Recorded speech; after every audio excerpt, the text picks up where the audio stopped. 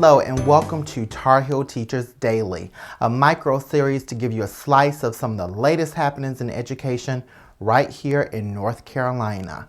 I'm your host, Marlow Artis. We are so glad that you are here today. Thank you so much for being a part of our community. We appreciate you.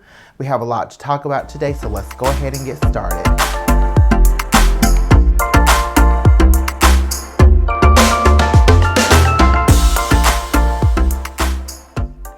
Lucky are we in North Carolina to have leaders like Dr. Valerie Bridges serving and leading in our public schools.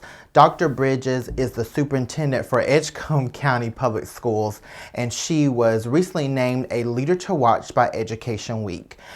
Dr. Bridges is a champion for equity, innovation, advocacy, and cultivating talent.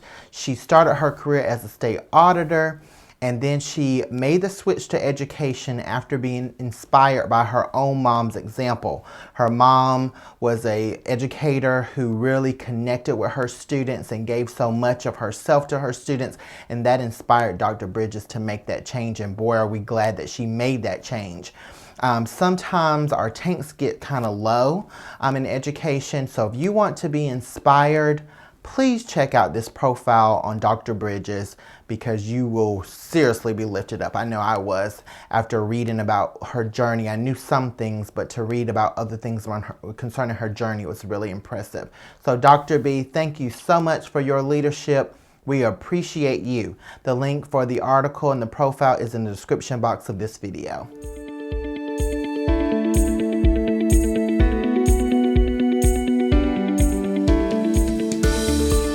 The 2021 North Carolina Child Health Report Card has been released by the North Carolina Institute of Medicine and NCWiseOwl. This report examines how our state is doing on 15 key areas that have a big impact on our children's health. Poverty continues to be a big contributing factor. More than 4 out of 10 students in North Carolina live in poor or low-income households. We have seen some encouraging data regarding the usage of cigarettes and alcohol in our youth. However, we do have some concerns regarding the usage of electronic vaping products. Approximately 3 out of 10 North Carolina high school students report that they have tried these dangerous products. That is an increase of 60.6% between 2017 and 2019. If you want to examine the full report, the link is in the description box of this video.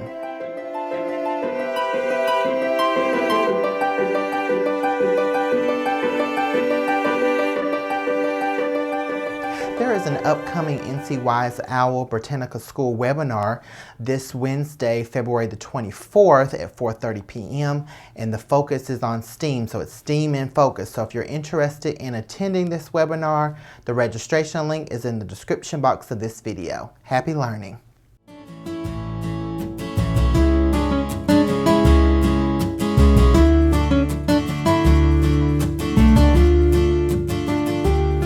As we wrap up today's episode of Tar Heel Teachers Daily, I want to highlight this report from the News and Observer. They have compiled a list of 10 North Carolina Black history lessons that you were not taught in school, but that you should have been taught in school. I think that's really great that we have this list. This is not an exhaustive list, but it does give you a starting point of some information that you might want to investigate further.